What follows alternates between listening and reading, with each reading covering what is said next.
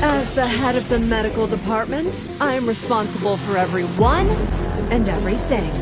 How's it going, my dudes? Welcome back to another video. For now, we are going to take a look at the new 5-star Esper, Clara. She is a heal-centric support Esper. She's like in between Hera and Esper at the same time, and you understand a little bit. And damn, does she look fantastic. And there is also the way that she said everyone that sends shivers down my spine for some reason. I am responsible for everyone. Anyway, long story short, I think this Esper is going to be really good for all kinds of content and possibly even PvP as well. I'll talk a little bit about that. She is Clara and her patron goddess is Hera, and she's of the Infernus type. So we do not yet know what her leader buff is, but I'm pretty sure with my money on the line, she's going to be either resistance or HP. But if they give her PvP HP, that will be insane, and I'll be extremely excited about her. And here's her S1 Queen's Blessing. Attacks an enemy twice and heals 2 allies with the lowest HP based on Clara's max HP. So her normal attack heals 2 allies and actually scales off her own max HP, which can be potentially very powerful.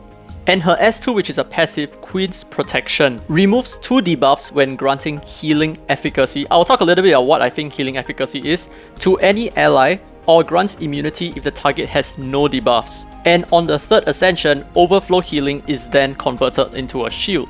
And now for some reason her S3 is also called Dance of Deluge. It's exactly the same as Kaylee. There is definitely an error somewhere. But let's check it. Boosts team-wide AP and recovers HP based on allies' max HP. So this skill doesn't scale off her own HP, it scales off the allies' max HP.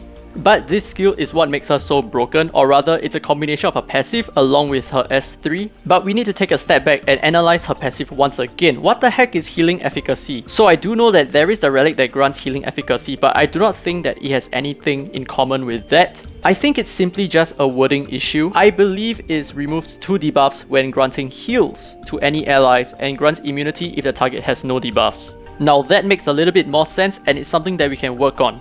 So assuming that she then removes debuffs on her heals, and thinking from a point war perspective, let's say you get outsped by a Longmian or a Tia or maybe a Tricky, what then do you do, right? So if this Clara goes first on your team, you would effectively cleanse your entire team with her S3, and not only that, actually boost their team AP as well. And she's one step better than Jin Yu Yao. Okay, so Jin Yu Yao performs the same function like this, but take note that Jin Yu Yao cannot be disabled, which is actually one of her downfalls. And if you don't really understand why, that's because Jin Yu Yao doesn't benefit from Astral Witchcraft. Yes, she works very well with Astral Witchcraft, especially when your allies are disabled, but Jin Yu Yao doesn't actually get a 40% AP boost because she cannot be disabled herself. And yes, she still does get her AP boost via her passive, but that requires a lot of Abilimon investment. So clearly Clara is one of the solutions to very fast enemy teams. She's what you would consider a turn 2 cleave unit, so very similar to Jin Yu Yao. And she definitely excels very well with Astral Witchcraft, like I said before. So now with Clara, suddenly you don't have to worry about Raven teams, you don't have to worry about Longmian teams.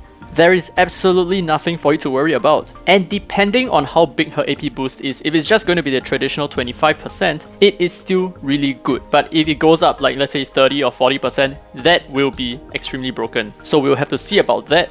But as for what she is right now, very good. So apart from the point wall, where else does she excel in? Yes, definitely the real-time arena, that's for sure. Her S1 is too easy to abuse. Every time she does an attack, she actually heals 2 allies and potentially remove up to 4 debuffs. And while your HP is at cap, you can then overflow your healing by converting that heal into a shield. But that is not such a big deal because honestly most players are just going to run with their shield relics. So actually her shield over here would then override the shield relics. So her shield effect over here will be very niche against a very fast team dispelling comp like a Raven. Furthermore, I think she's going to be very powerful in all the 3 ritual miracles. So she's naturally going to be extremely good for Fafnir because of her double hits, and especially that she removes so many debuffs at once. So the stuns, the slows, they all disappear. And she doesn't need to worry about missing her attacks because all she does is team benefit. So it doesn't really matter that she's off element. And she's going to be an excellent choice for early game Chronos and early game APEP as well. APEP especially, right?